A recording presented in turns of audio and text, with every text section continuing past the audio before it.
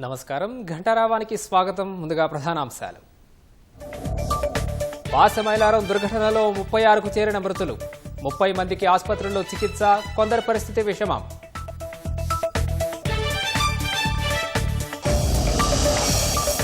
ప్రమాద సమయంలో విధుల్లో 143 మంది కార్మికులు, బంధువుల ఆర్తనాదాలు, కొనసాగుతున్న శిథిలాల తొలగింపు.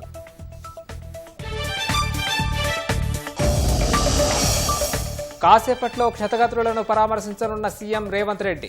ప్రమాదాల నివారణ చర్యలపై సీనియర్ ఐఏఎస్లతో కమిటీ ఏర్పాటు. నేడు బల్కంపేట ఎల్లమ్మ తల్లి కళ్యాణ మహోత్సవం. అమ్మవారికి పట్టు వస్త్రాలు సమర్పించనున్న మంత్రి కొండా సురేఖ.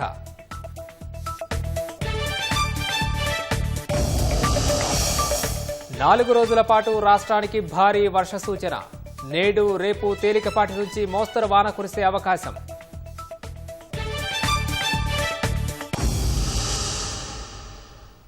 హైదరాబాద్ శివారు పటాన్చెరు మండలం పాసమైలారం పారిశ్రామిక వాడలోని సిగాచి ఇండస్ట్రీస్ లిమిటెడ్ ఔషధ పరిశ్రమలో భారీ విస్ఫోటనానికి ఇప్పటి వరకు 36 మంది బలయ్యారు. శిథిలాల కింద మరికొందరు చిక్కుకున్నారని, మృతుల సంఖ్య పెరుగుతుందని అధికారులు చెబుతున్నారు. ఘటనాస్థలికి మంత్రులు దామోదర రాజనరసింహ, వివేక్, డీజీపీ జితేందర్ చేరుకున్నారు. సహాయ చర్యలను పర్యవేక్షిస్తున్నారు. పాసమైలారంలో ప్రమాద స్థలి వద్ద తాజా పరిస్థితిని మా ప్రతినిధి రామకృష్ణ ప్రత్యక్ష ప్రసారం ద్వారా అందిస్తారు. సంగారెడ్డి జిల్లా పాషమైలారంలో నిన్న జరిగిన భారీ విస్ఫోటనం అంతా కూడా సంగారెడ్డి జిల్లాని ఒక్కసారిగా కుదిపేసిందని చెప్పుకోవచ్చు. ఈ ప్రమాదంలో దాదాపు 143 మంది అయితే అక్కడ స్థానికంగా పనిచేస్తున్న పరిస్థితి అయితే ఉంది. మొత్తంగా ఇప్పుడు ప్రస్తుతం 36 మంది మృతి చెందినట్లు కూడా తెలుస్తూ ఉంది. అయితే మరి కొంతమంది స్థానికంగా ఉన్నటువంటి 3 ఆసుపత్రుల్లో చికిత్స పొందుతూ ఉన్నారు. అయితే ఈ ఘటనకు సంబంధించి ఇప్పటికే సీఎం రేవంత్ రెడ్డి అధ్యక్షతన ఒక కమిటీ అయితే వేశారు. అసలు ఇలాంటి ఘటనలు మళ్ళీ పునరావృతం కాకుండా చర్యలు తీసుకోవాలి, జరిగినప్పుడు ఎలాంటి చర్యలు తీసుకోవాలనే క్రమంలోనే ఈ కమిటీ అయితే ఏర్పాటు చేశారు. మొత్తంగా ప్రస్తుతం అయితే నేను ఈ పాషమైలారం సిగాచి కంపెనీ ప్రమాదానికి గురైన సంఘటన స్థలం దగ్గరే ఉన్నాను. ఇక్కడ సీఎం రాక్తో భారీ బందోబస్తు ఏర్పాటు చేశారు. దాదాపు 500 మీటర్ల పరిధి వరకు కూడా ఎవరిని అనుమతించట్లేదు. స్థానికులు కావచ్చు, కుటుంబ సభ్యులను కావచ్చు, ఎవరిని కూడా అనుమతించట్లేదు. ఐడెంటిఫికేషన్ ఉండేవారిని, అలాగే అధికారులు మాత్రమే ఇక్కడికి లోనికి రాణిస్తూ ఉన్నారు. మొత్తంగా ఎక్కడికక్కడ భారీ గట్లు పెట్టి బందోబస్తును అయితే ఏర్పాటు చేశారు. ఇప్పటికీ దాదాపు 20 మృతదేహాలను అయితే వీళ్ళకి తీసినట్టు చెప్పారు. వారిలో 4గురినైతే వారి పేర్లను అయితే గుర్తించారు. మొత్తంగా ఈ విస్ఫోటనం అంతా కూడా ఒక్కసారిగా ఈ వేరే రాష్ట్రాల నుంచి వస్తున్న వారి కుటుంబాలను అయితే చిదిపేసిందని చెప్పుకోవచ్చు. పొట్ట చేతబట్టి ఈ ప్రాంతానికి సంగారెడ్డి జిల్లా పటాన్చెరు నియోజకవర్గంలో అత్యధికంగా ఈ కెమికల్ ఫ్యాక్టరీలు కావచ్చు ఏమైనా ఉంటాయి. ఇక్కడికి ఉపాధి కోసం వస్తే పూర్తిగా ప్రాణాలు కోల్పోయిన పరిస్థితి అయితే అయింది. ఈ హృదయ విదారక ఘటన అంతా కూడా స్థానికంగా ఉన్నటువంటి వారిని కూడా, గ్రామస్తులు కావచ్చు, అలాగే మృతి చెందిన బాధిత కుటుంబాల్లో తీవ్ర విషాదం నిలిపిందని చెప్పుకోవచ్చు. ఈ ఘటన మాత్రం కూడా నిన్న ఉదయం నుంచి కూడా సంగారెడ్డి జిల్లా కలెక్టర్ ప్రావీణ్య కావచ్చు, అలాగే ఎస్పీ పర్తోష్ పంకజ్ మొత్తం పర్యవేక్షిస్తూ ఉన్నారు.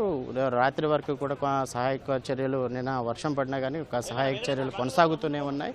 అయితే ఇప్పటికి కూడా శిథిలాలు తీస్తూ ఉన్నారు. ఇప్పటికైతే 20 మృతదేహాలను అయితే బయటికి తీశారు. మరో 27 మంది కూడా గుర్తు తెలియట్లేదు. ఎక్కడ ఉన్నారు ఏందనే పరిస్థితులు అయితే మాత్రం సహాయ చర్యలు జరుగుతూనే ఉన్నాయి. ఇక్కడ ఎన్డీఆర్ఎఫ్, ఎస్డీఆర్ఎఫ్, హైడ్రా, అదేవిధంగా రెవెన్యూ, పోలీస్ సిబ్బంది మొత్తం సంయుక్తంగా ఈ పర్యవేక్షణ చేస్తూ ఉన్నారు. వెలికి తీస్తూ ఉన్న పరిస్థితి అయితే కనపడుతూ ఉంది. మొత్తంగా ఈ దాదాపు 700 నుంచి 800 ఉష్ణోగ్రతతో మొత్తంగా ఇది ఒక బాంబు బ్లాస్ట్ ఏదైతే ఉందో ఆ మాదిరిగా విస్ఫోటనం చెందింది. ఈ విస్ఫోటనం చెందిన క్రమంలోనే దాదాపు 100 మీటర్ల పరిధి వరకు స్థానికంగా పనిచేస్తున్న ఆ బ్లాస్ట్ అయిన పరిధిలో ఉండి ఎగిరిపడ్డట్టు కూడా అక్కడ సంఘటనా స్థలంలో ఉన్న స్థానికులు అయితే చెప్పారు. అయితే ఈ ప్రమాదంలో దాదాపు కొంతమంది పూర్తిగా కాలిపోయి ఒక మాంసం ముద్దలాగా తయారని కూడా చెప్తున్నారు. కొన్ని మృతదేహాలు అయితే పూర్తిగా గుర్తుపట్టలేని పరిస్థితి అయితే ఉంది. ఇప్పటికే ఫోరెన్సిక్ వెహికల్స్ అయితే ఇక్కడికి వచ్చినాయి. ప్రభుత్వ అనుమతితో ఫోరెన్సిక్స్ ఏవైతే ఉన్నాయో అక్కడ శవ పరీక్షలు కావచ్చు, ఫోరెన్సిక్స్ చేసిన తర్వాత వారి కుటుంబాలకైతే అప్పగించే పరిస్థితి కనపడుతుంది. ఇప్పటి వరకు నలుగురిని అయితే గుర్తించినట్లు కూడా తెలుస్తూ ఉంది. మొత్తంగా ఈ ప్రమాదం మాత్రం ఒక్కసారిగా సంగారెడ్డి జిల్లాని కుదిపేసిందని చెప్పుకోవచ్చు. ఇప్పుడు సంఘటనా స్థలానికైతే మరికొద్ది సేపట్లో సీఎం రేవంత్ రెడ్డి రానున్నారు. ఇక్కడ తొలుత పర్యవేక్షించి ఘటనకు సంబంధించిన వివరాలను అయితే తెలుసుకుంటారు. అనంతరం అక్కడి నుంచి ధృవ ఆసుపత్రిలో చికిత్స పొందుతున్న క్షతగాత్రులను అయితే వాళ్ళని వారికి భరోసా కలిగిస్తాం, ప్రభుత్వం తరఫు నుంచి అండగా ఉంటామనే భరోసా కల్పించనున్నారు. మొత్తంగా ఈ ఘటనలో గాయపడిన వారికి ప్రభుత్వం తరఫు నుంచి చికిత్స అందిస్తామని చెప్పి ఇంతకుముందే మంత్రి దామోదర్ రాజనరసింహ ప్రకటించారు. ఇప్పుడు ప్రస్తుతం అయితే ఘటనా స్థలంలోనే జిల్లా ఇన్ఛార్జ్ మంత్రి వివేక్ ఉన్నారు, అదేవిధంగా మంత్రి దామోదర్ రాజనరసింహ ఉన్నారు. అంతకుముందు కూడా డీజీపీ వచ్చి ఇక్కడ పర్యవేక్షణ భద్రత సంబంధించినటువంటి మొత్తం కూడా పర్యవేక్షిస్తూ ఉన్నారు. దాదాపు ఈ చుట్టుపక్కల ప్రాంతంలో ఎవరిని కూడా లోపలికైతే అనుమతించని పరిస్థితి అయితే ఉంది. లోపల ఎలాంటి ఘటనలు జరుగుతున్నాయి అనే విషయాలు కూడా వెలికి తీసే పరిస్థితులు ఉన్నారు. జిల్లా కలెక్టర్ ప్రావీణ్యం మాత్రం దీనికి సంబంధించిన హెల్ప్ లైన్ ఏర్పాటు చేశారు. వారి అంటే రాత్రి జరిగిన షిఫ్ట్ అలాగే ఉదయం జరిగిన షిఫ్ట్లో ఎంతమంది వచ్చారు అనేది తెలుసుకోవడానికి కూడా స్థానికంగా బాంబ్ బ్లాస్ట్ అవ్వడం వలన ఆ బ్లాస్ట్లో వచ్చిన థంబ్ ప్రింట్ ఏదైతే ఉందో అటెండెన్స్ అది కూడా పేలిపోయింది. అయితే రాత్రి పోలీసుల నేతృత్వంలోనే ప్రధాన కార్యాలయం సిగాచికి సంబంధించిన ప్రధాన కార్యాలయంలో ఆ రిజిస్టర్ మొత్తం నమోదయ్యి ఉంటుంది కాబట్టి అక్కడి నుంచి కూడా ఎవరైతే థంబ్ పెట్టారో వాళ్ళని వారి పేర్లు మొత్తం షీట్ కూడా తెప్పించుకున్న పరిస్థితి అయితే కనపడుతూ ఉంది. అప్పుడు పూర్తిగా మొత్తం ఎంతమంది హాజరయ్యారు, అదేవిధంగా ఎంతమంది లోపలికి వెళ్ళారు, మళ్ళీ బయటకు ఎంతమంది వచ్చారు అనే వివరాలు అయితే ఆ లెక్క ప్రకారం చూసుకుంటే 143 మంది అయితే అక్కడికి వచ్చినట్లు కూడా తెలుస్తూ ఉంది. దాంట్లో 35 మంది క్షతగాత్రులు అయ్యి వివిధ ఆసుపత్రులు అయితే చికిత్స పొందుతూ ఉన్నారు. మిగిలిన 20 మృతదేహాలు అయితే బయటికి తీశారు. మిగతా వారి శిథిరాల కింద చిక్కుకొని ఉండొచ్చు అనే అనుమానం కూడా వ్యక్తం చేస్తూ ఉన్నారు. ఇంకా సహాయక చర్యలు అయితే కొనసాగుతూ ఉన్నాయి. ఈ క్రమంలోనే సీఎం రేవంత్ రెడ్డి తొలుత క్షతగాత్రులను పరామర్శించి అనంతరం ఇక్కడికి వద్దామని అనుకున్నారు. కానీ షెడ్యూల్లో కొద్దిగా మార్పు వచ్చి ప్రస్తుతం ముందు తొలితగా ఇక్కడికి సిగాచి పరిశ్రమ ఏదైతే ఉందో సంఘటనా స్థలానికి చేరుకునే కూడా చెబుతూ ఉన్నారు. అయితే ఈ భద్రతకు సంబంధించి భారీ బందోబస్తుని ఏర్పాటు చేశారు. రాజకీయవేత్తలు కావచ్చు, స్థానికులు కావచ్చు, ఎవరిని కూడా లోపలికి ప్రవేశించకుండా జాగ్రత్తలు అయితే వహిస్తూ ఉన్నారు. ఇలాంటి ప్రమాదాలు తరచూ ఎందుకు జరుగుతున్నాయి అనే కోణంలో కూడా అధికారులు క్షుణ్ణంగా పరిశీలిస్తూ ఉన్నారు. గతంలో కూడా పటాన్చెరు పరిధిలో 2-3 ఇదే ఘటనలకు సంబంధించి బాయిలర్లు పేలటం, అక్కడ ప్రాణాలు కోల్పోతున్న పరిస్థితి అయితే కనిపించా ఉంది. అదేవిధంగా ఇలాంటి ప్రమాదాలు జరిగిన ప్రతిసారి కూడా ఉపాధి కోసం వచ్చి ప్రాణాలు కోల్పోతున్న పరిస్థితి అయితే కనపడతా ఉంది. అయితే ఇలాంటి ప్రమాదాలు జరిగినప్పుడు మళ్ళా పునరావృతం కాకుండా గట్టి చర్యలు తీసుకోవాలని కార్మిక సంఘాలు కూడా డిమాండ్ చేస్తూ ఉన్నాయి. మొత్తంగా ఈ పరిసర ప్రాంతంలో మాత్రం కొంత భారీ బందోబస్తు అయితే ఏర్పాటు చేస్తున్న పరిస్థితి అయితే కనపడతా ఉంది. మరికొద్దిసేపట్లోనే సీఎం రేవంత్ రెడ్డి ఇక్కడ పర్యవేక్షిస్తారు. ఇప్పటికే పోలీసులు అయితే మాత్రం ఎవరిని కూడా లోపలికి రానివ్వని పరిస్థితి అయితే కనపడతా ఉంది. ఈ భారీ విస్ఫోటన మొత్తం కూడా స్థానికంగా ఒక విషాదాన్ని అయితే నించుకోవచ్చు. కుటుంబ సభ్యుల మొత్తం కూడా విషాద ఛాయల్లో నింపాయని చెప్పుకోవచ్చు. ప్రధానంగా ఎక్కువ మంది చూసుకున్నట్లయితే ఒడిశా, మహారాష్ట్ర వంటి ప్రాంతాల నుంచి కూడా ఇక్కడికి ఉద్యోగం కోసం వచ్చారు. ఈ ఉద్యోగం కోసం వస్తే తీరా ఇప్పుడే నిలదొక్కుంటున్నామన్న క్రమంలోనే మృతుల్లో ఇటీవల ఒక పెళ్లికి ఎంగేజ్మెంట్ కూడా అయింది. మరికొద్ది రోజుల్లోనే పెళ్లి జరగడానికి సిద్ధంగా ఉంది అన్న విషయాలు కూడా వెలుగులోకి వస్తున్నాయి. మొత్తంగా ఈ పరిస్థితి మొత్తం కూడా ఒక తీవ్ర విషాదాన్ని అయితే నింపుకుంది అని చెప్పుకోవచ్చు. Over to studio.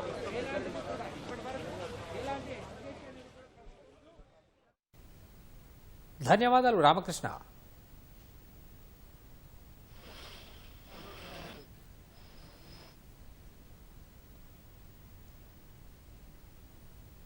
పటాన్చెరులోని ధృవ ఆసుపత్రిలో పలువురు కార్మికులకు చికిత్స కొనసాగుతోంది. కాసేపట్లో ముఖ్యమంత్రి రేవంత్ రెడ్డి క్షతగాత్రులను పరామర్శించనున్నారు. ఆసుపత్రి వద్ద తాజా పరిస్థితిని మా ప్రతినిధి శ్రీనివాస్ ప్రత్యక్ష ప్రసారం ద్వారా అందిస్తారు. సిగాచి ఫార్మా కంపెనీలో ఘోర ప్రమాదంలో తీవ్రంగా గాయపడిన 9 మంది పటాన్చెరులోని ధృవ ఆసుపత్రిలో చికిత్స పొందుతున్నారు. మరో 18 మంది అయితే ప్రస్తుతం మియాపూర్లోని ప్రణమ్ ఆసుపత్రిలో చికిత్స పొందుతున్నారు. ధృవ ఆసుపత్రికి మరికొద్దిసేపట్లో ముఖ్యమంత్రి రేవంత్ రెడ్డి రానున్నారు. ఇక్కడ క్షతగాత్రులను ఆయన పరామర్శించనున్నారు. మనం చూడొచ్చు ప్రస్తుతం ధృవ ఆసుపత్రి వద్దకు వైద్య ఆరోగ్య శాఖ అధికారులు కూడా చేరుకున్నారు. ఇక్కడ పోలీసులు పెద్ద ఎత్తున బందోబస్తు ఏర్పాటు చేశారు. మొత్తంగా ఈ ఘటనలో చికిత్స పొందుతున్న 9 మంది అయితే ప్రస్తుతం ధృవ ఆసుపత్రిలో ఉన్నారు. వారందరికీ వైద్యులైతే చికిత్స అందిస్తున్న పరిస్థితి అయితే కనిపిస్తుంది. వారందరూ అయితే ఇక్కడ చికిత్స పొందుతున్నారు. వారిని ఇప్పుడు ముఖ్యమంత్రి రేవంత్ రెడ్డి మరి కాసేపట్లో పరామర్శించనున్నారు. దీంతోపాటు మొత్తంగా మరో 18 మంది అయితే చికిత్స ప్రణమ ఆసుపత్రి మియాపూర్లోని ప్రణమ ఆసుపత్రిలో చికిత్స పొందుతున్నారు. వీరందరినీ కూడా ప్రస్తుతం ధృవ ఆసుపత్రిలో ముఖ్యమంత్రి సందర్శించి 9 మంది ఆరోగ్య పరిస్థితి గురించి వైద్యులని అడిగి తెలుసుకున్నారు. అయితే ఇదొక ఘోర ప్రమాదంగా చెప్పుకోవచ్చు. పారిశ్రామిక చరిత్రలోనే ఇది అతిపెద్ద ప్రమాదంగా అధికారులు చెబుతున్నారు. అయితే ప్రమాదం ఎలా జరిగిందనే కోణాల్లో అయితే అధికారులు విచారణ జరుపుతున్నారు. ఇందుకు సంబంధించి ఒక కమిటీని కూడా ఏర్పాటు చేశారు. అయితే మృతుల వివరాలు ఎప్పటికప్పుడు తెలుసుకోవడానికి ఒక ప్రత్యేక కంట్రోల్ రూమ్ను కూడా ఏర్పాటు చేశారు. అక్కడ మృతుల బంధువులకు కంట్రోల్ రూమ్ అధికారులు సమాచారం అందిమనున్నారు. అయితే ఎవరైతే క్షతగాత్రులు కావచ్చు, అయితే క్షతగాత్రులు కూడా తీవ్రంగా గాయపడిన పరిస్థితి. వీరిలో కొంతమంది పరిస్థితి ఆందోళనకరంగా ఉందని వైద్యులు అయితే చెబుతున్నారు. వీరందరికీ కూడా అయితే ప్రస్తుతం చికిత్స అందిస్తున్న పరిస్థితి అయితే కనిపిస్తోంది. ఆందోళనకరంగా ఉన్నవారు వారి పరిస్థితి ఎలా ఉంది ఏంటి అనే విషయాన్ని అయితే ముఖ్యమంత్రి అడిగి తెలుసుకోనున్నారు. అయితే ఘటన ఎలా జరిగిందనే విషయాన్ని కూడా ముఖ్యమంత్రి క్షతగాత్రులని అడిగి తెలుసుకోనున్నారు. అయితే మృతులకు సంబంధించి అయితే ఒక ప్రత్యేకమైన కంట్రోల్ రూమ్ ఏర్పాటు చేశారు. దీంతోపాటు మృతులకు సంబంధించి పూర్తి స్థాయిలో DNA పరీక్షలు నిర్వహించిన తర్వాతనే వారి మృతదేహాలను బంధువులకు అప్పగించనున్నారు. DNA పరీక్ష నిర్వహిస్తే తప్ప వీరిని గుర్తించలేమని చెప్పేసి వైద్యులు అయితే చెబుతున్నారు. DNA పరీక్షలు పూర్తయిన తర్వాతనే మృతదేహాలను బంధువులకు అప్పగించనున్నారు. ఇందుకు సంబంధించి అయితే వారి కుటుంబ సభ్యులకు కూడా సమాచారం అందించారు. వారు ఇక్కడికి చేరుకున్న తర్వాత వారి నుంచి DNA సేకరించనున్నారు. ప్రస్తుతం అయితే ధృవ ఆసుపత్రి దగ్గర పోలీసులు భారీ బందోబస్తు ఏర్పాటు చేశారు. మరి కాసేపట్లో ముఖ్యమంత్రి రేవంత్ రెడ్డి ఇక్కడికి చేరుకున్నారు. క్షతగాత్రుల పరిస్థితి ఏ విధంగా ఉంది అనే విషయంపై అయితే ఆయన వైద్యులని అడిగి తెలుసుకోనున్నారు. గాయపడిన వారందరికీ కూడా మెరుగైన చికిత్స అందించాలని ఇప్పటికే అధికారులను ముఖ్యమంత్రి ఆదేశించిన పరిస్థితి. ఇది ప్రస్తుతం అయితే ధృవ ఆసుపత్రి వద్ద తాజా పరిస్థితి. Over to you. ఫ్యాక్టరీ ప్రభుత్వమే బాధ్యత వహించాలంటే అట్లా ఇన్సూరెన్స్ 2-3 ఇన్సూరెన్స్ 30 మంది చనిపోయారు కేసీఆర్ సీఎం ఉన్నప్పుడు. అంటే అవన్నీ కేసీఆర్ చంపించిండా? ఇక మేము అనాలి అన్నమాట. మేము అనం, మాకు జ్ఞానం ఉన్నది, తెలివి ఉన్నది. మాకు తెలివిలేని మాట్లాడే మాజీ మంత్రులకు జవాబు ఏం చెప్తాము? ముఖ్యమంత్రి గారు కేంద్ర ప్రభుత్వం 2 లక్షలు ఇవ్వడము సంతోషమే, వాళ్ళ పనులు చేసారు. ముఖ్యమంత్రి రేవంత్ రెడ్డి గారు ఇప్పుడు వస్తున్నారు. వాళ్ళ రివ్యూ పకడ్బందీగా ఉంటుంది. సీరియస్గా ఎందుకు వస్తున్నాడు ఇంత పొద్దున, ఇంత పెద్ద సంఘటన జరగరాదు, జరిగింది. దీని మీద అసలు ఎందుకు జరిగింది అని విశ్లేషించి దాని మీద టోటల్గా ఆయన వచ్చి హరీష్ రావు ఇప్పుడు హరీష్ రావు ఏమున్నది, అంత మొత్తం రాష్ట్ర ఖజానంతా సంకనాకి పిచ్చిపోయారు. ఆడ ఏమున్నది, ఆడ పైసలు వెళ్ళేవాడ కేసీఆర్. హరీష్ రావు మాటగా అసలు హరీష్ రావు మాటలకు వాల్యూ లేదు. డోంట్ వరీ, మీరేం టెన్షన్ పడకుండా ముఖ్యమంత్రి రేవంత్ రెడ్డి గారు మంచి రివ్యూ చేస్తారు, చూస్తారు, ఆ కుటుంబాలను ఆదుకుంటాడు. ఏ యాజమాన్య తరం కూడా ఖచ్చితంగా ముఖ్యమంత్రి గారు గట్టి వార్నింగ్ ఇస్తాడు. అధికారులు ఎవరెవరు ఉన్నారు అని, అసలు అధికారులు ఏం చేస్తారు, ఇండస్ట్రీ డిపార్ట్మెంట్ మీద కూడా రివ్యూ జరుగుతుంది. ఇవన్నీ కూడా జరుగుతాయి. కుటుంబాలకు సంబంధించి ఇప్పటివరకు ఒక అధికారిక ప్రకటన లేదు. అసలు ఏం జరుగుతుందో కూడా మీడియాను కూడా నిరాకరించారు కావచ్చు. అలా ఏమైతుంది ఏం లేదని లేవచ్చు. కానీ ఇప్పుడు వాళ్ళ ఫ్యామిలీ బాధిత కుటుంబాలు ఎవరైతున్నారో ఎవరు ఇప్పుడు జరగాల్సింది అనుకోకుండా జరిగింది, దానికి ఎవరు బాధ్యులు కాదు. అక్కడ మిషన్ల లోపము, ఆ యాజమాన్యంలో ఏమైనా లోపాలు ఉంటే బయటికి తీస్తాము. కానీ ఎవరైతే వాళ్ళ కుటుంబాలు ఉన్నారో ఖచ్చితంగా ముఖ్యమంత్రి గారు ఇప్పుడు వచ్చిన తర్వాత లోపల విజిట్ అంతా అయినాక వాళ్ళ పేరెంట్స్ కూడా కలిసే పోతారు ఇక్కడికి. వాళ్ళకి ఏ రకంగా న్యాయం చేయాలనే దాని మీద సీఎం రేవంత్ రెడ్డి గారు తీసుకునే నిర్ణయం వాళ్ళకంతా బాగుంటుంది. ఓకే.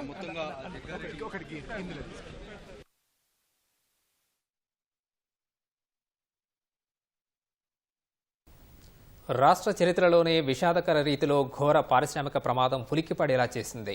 హైదరాబాద్ శివారు పటాన్చెరు మండలం పాసమైలారం పారిశ్రామిక వాడలోని సిగాచి ఇండస్ట్రీస్ లిమిటెడ్ ఔషధ పరిశ్రమలో భారీ విస్ఫోటనానికి ఇప్పటి వరకు 36 మంది బలయ్యారు. శిథిలాల కింద మరికొందరు చిక్కుకున్నారని, మృతుల సంఖ్య పెరుగుతుందని అధికారులు చెబుతున్నారు. ఘటనను తీవ్రంగా పరిగణించిన సర్కార్ సీనియర్ ఐఏఎస్లతో కమిటీ ఏర్పాటు చేసింది. ఇలాంటి ఘటనలు జరగకుండా చేపట్టాల్సిన చర్యలపై కమిటీ సిఫార్సు చేయనుంది. సంగారెడ్డి జిల్లా పటాన్చెరు మండలం పాసెమైలారం పారిశ్రామిక వాడలోని సిగాచి ఔషధ పరిశ్రమలో జరిగిన పేలుడు తీవ్ర విషాదాన్ని నింపింది. ఘటన జరిగినప్పుడు ఏకంగా 700 నుంచి 800 డిగ్రీల ఉష్ణోగ్రత ఉంటుందని అంచనా వేస్తున్నారు. ఈ కారణంగానే అక్కడ పనిచేస్తున్న వారిలో 5గురు సజీవ దహనమయ్యారు. ప్రమాద తీవ్రతకు పరిశ్రమ భవనంలో 14 అంగుళాల మందంతో ఉన్న ప్లింత్ బీమ్లు సైతం విరిగి కుప్పకూలిపోవడంతో నష్ట తీవ్రత అనూహ్యంగా పెరిగింది. పరిశ్రమ vice president Ilangovan quality control విభాగం నుంచి కిందికి దిగుతున్న సమయంలోనే పేలుడు సంభవించింది. ఆ తీవ్రతకు ఆయన మృతదేహం 50 మీటర్ల దూరం వరకు ఎగిరిపడిందంటే పరిస్థితి తీవ్రతను ఊహించొచ్చు.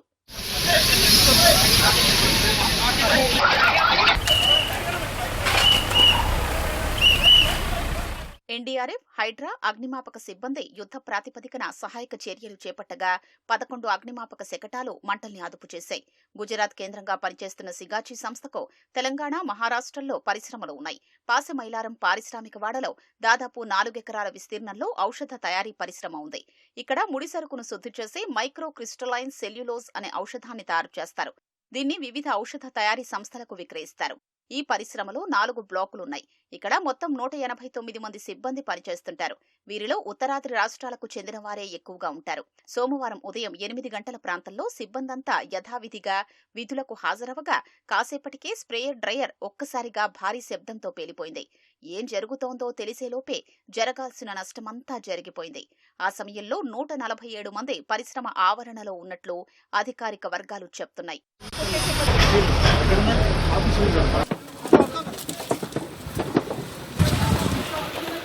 ఔషధ పరిశ్రమలో పేలుడు ప్రమాదాన్ని రేవంత్ సర్కార్ తీవ్రంగా పరిగణించింది. సీనియర్ ఐఏఎస్లతో ప్రభుత్వ కమిటీ ఏర్పాటు చేసింది. సిఎస్ రామకృష్ణారావు నేతృత్వంలో సహాయక చర్యల పర్యవేక్షణ కమిటీని నియమించింది. కమిటీలో సభ్యులుగా డీఆర్ఎఫ్ స్పెషల్ సీఎస్, కార్మిక శాఖ CS, health secretary, fire services additional డీజీలు వ్యవహరించనున్నారు. ఇలాంటి ఘటనలు మళ్లీ జరగకుండా చేపట్టాల్సిన చర్యల్ని కమిటీ సిఫార్సు చేయనుంది. ఇవాళ పాసెమైలారం పరిశ్రమ ప్రమాద స్థలికి సీఎం రేవంత్ రెడ్డి వెళ్లనున్నారు. అగ్ని ప్రమాదం జరిగిన పరిశ్రమను పరిశీలించనున్నారు. గాయపడిన వారికి మెరుగైన వైద్యం అందించాలని ముఖ్యమంత్రి అధికారుల్ని ఆదేశించారు. కాలిపోయిన మృతదేహాలు, హాహాకారాలు చేస్తున్న క్షతగాత్రులు, శిథిలాలు తొలగిస్తున్న కొద్దీ బయటపడుతున్న శవాలు, తమ వారి కోసం బాధితుల ఆర్తనాదాలతో పరిశ్రమ వద్ద పరిస్థితి భీతావాహంగా మారింది. శిథిలాల్ని తొలగిస్తున్న కొద్దీ మృతదేహాలు బయటపడుతున్నాయి. మృతదేహాల్ని గుర్తుపట్టడానికి డీఎన్ఏ పరీక్షలే దిక్కని వైద్యులు చెప్తున్నారు.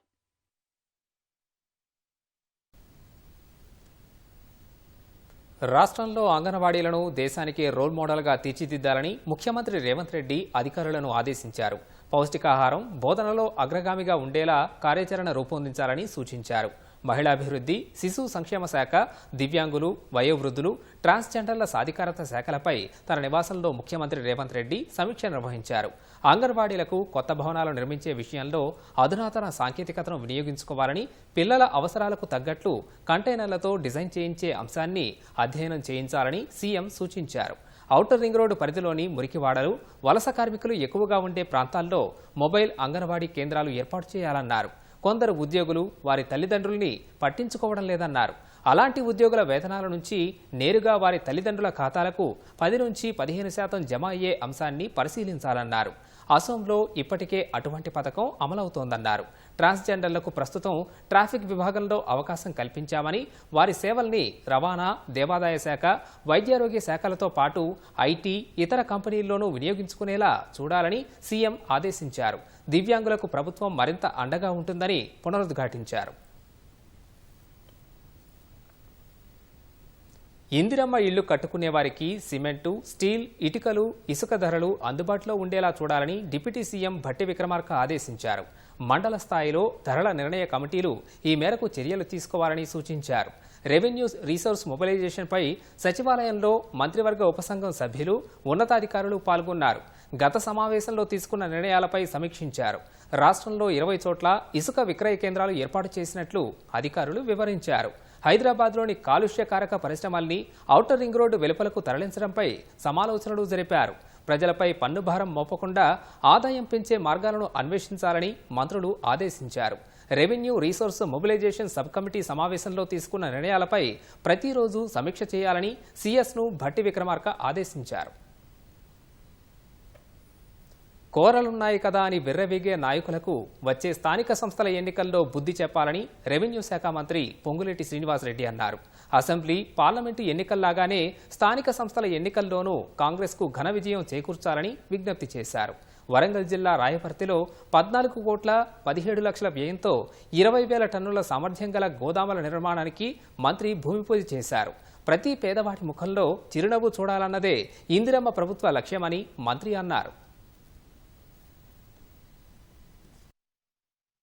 కోరలు పెంచుకొని కోరలున్నాయి కదా అని విర్రవీకే నాయకులకి మరొక్కసారి ఈ పాలకుర్తి ప్రజలు, పాలకుర్తి ఓటర్లు ఆ కోరలు మరొక్కసారి పేకాలి అని మనస్ఫూర్తిగా మీకు తెలియజేస్తున్నాను. వచ్చింది మన ఇందిరమ్మ ప్రభుత్వం. ఇంకా సుమారు 3 సంవత్సరాల 6-7 నెలలు ఉంటుంది. ఏ అభివృద్ధి జరగాలన్నా, ఏ మంచి జరగాలన్నా రాష్ట్ర ప్రభుత్వం అవసరం ఉంది. కాబట్టి స్థానిక సంస్థ ఎన్నికలు అవి ఏ వచ్చినా, ఎప్పుడొచ్చినా మీరు పట్టుదలతో మీరు ముందుండండి. మీకు అండదండలుగా ఈ వేదిక మీద ఉన్న మేమందరం ఉంటాం. కొత్తగా 14,084 మంది హెచ్ఐవి బాధితులకు పింఛను మంజూరు చేసే దస్త్రంపై పంచాయతీరాజ్ శాఖ మంత్రి సీతక్క సంతకం చేశారు. ఈ పెన్షన్లు జులై నుంచి లబ్ధిదారులు అందుకోనున్నారు. పేదరికంతో బాధపడుతున్న హెచ్ఐవి బాధితుల జీవిత నాణ్యతను మెరుగుపరిచేందుకు చేయూత పథకం కింద ఈ సాయం ప్రభుత్వం అందిస్తోంది. 2022 ఆగస్టు తర్వాత హెచ్ఐవి కేటగిరీలో కొత్తగా పెన్షన్లు మంజూరు కాలేదు. తెలంగాణ రాష్ట్ర ఎయిడ్స్ కంట్రోల్ సొసైటీ ఆధ్వర్యంలో కొత్తగా నమోదైన 14,084 మందికి అర్హతలు నిర్ధారించిన అనంతరం ఎస్ఈఆర్పీ ద్వారా పెన్షన్లు మంజూరయ్యాయి. అటు హైదరాబాద్ శంషాబాద్ ఎయిర్పోర్ట్లో కేంద్ర మంత్రి అన్నపూర్ణాదేవితో భేటీ అయిన మంత్రి సీతక్క మహిళా శిశు సంక్షేమ శాఖకు కేంద్రం నుంచి మరిన్ని నిధులు విడుదల చేయాలని వినతిపత్రం అందించారు. తెలంగాణ కమల దళపతి ఎన్నికపై కొన్నాళ్లుగా సాగుతున్న ఉత్కంఠకు తెరపడింది. బీజేపీ అధ్యక్ష రేసులో అనేక పేర్లు వినిపించిన సీనియర్ నాయకుడు, మాజీ ఎమ్మెల్సీ రామచంద్రరావు అవకాశం దక్కించుకున్నారు. న్యాయవాది, ఆర్ఎస్ఎస్ మూలాలున్న రామచంద్రరావు వైపే బీజేపీ అధిష్టానం మొగ్గు చూపింది. ఒక్కటే నామినేషన్ దాఖలు కావడంతో ఆయన ఎన్నిక లాంఛనంగా మారింది. బీజేపీ రాష్ట్ర అధ్యక్ష పగ్గాలు ఎవరికి దక్కుతాయోనని 6 మాసాలుగా ఎదురుచూస్తున్న కాషాయ శ్రేణులకు నూతన రథసారథిగా రామచంద్రరావు ఖరారయ్యారు. ఎంపీలు ఈటల రాజేందర్, అరవింద్, డీకే అరుణ, రాజాసింగ్ తదితరులు పదవి కోసం తీవ్రంగా పోటీ పడ్డారు. అధ్యక్ష పదవి కోసం చివరి వరకు రేసులో ఉన్న మల్కాజ్గిరి ఎంపీ ఈటల రాజేందర్ కు నిరాశ ఎదురైంది. సోమవారం పార్టీ కార్యాలయం వైపు ఈటల రాకపోవడం చర్చనీయాంశంగా మారింది. రాష్ట్ర అధ్యక్ష పదవికి నామినేషన్ వేసేందుకు అనుమతించలేదంటూ రాజాసింగ్ పార్టీకి రాజీనామా చేశారు. కేంద్ర మంత్రి కిషన్ రెడ్డికి పార్టీ కార్యాలయంలో రాజీనామా లేఖ సమర్పించారు.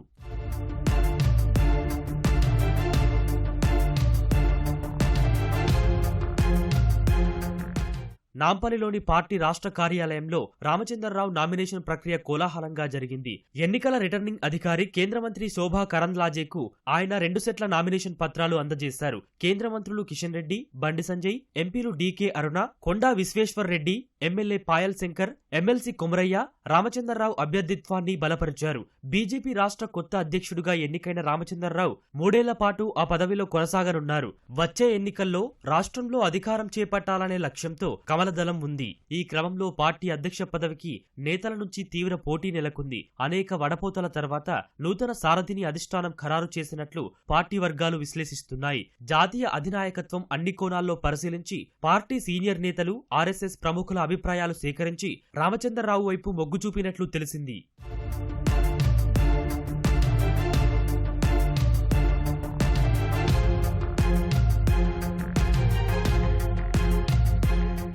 వివాదరహితుడు, 4 దశాబ్దాలు పార్టీని అంటిపెట్టుకుని ఉన్న రామచంద్రరావుకు రాష్ట్ర సారథ్యాన్ని అప్పగించింది.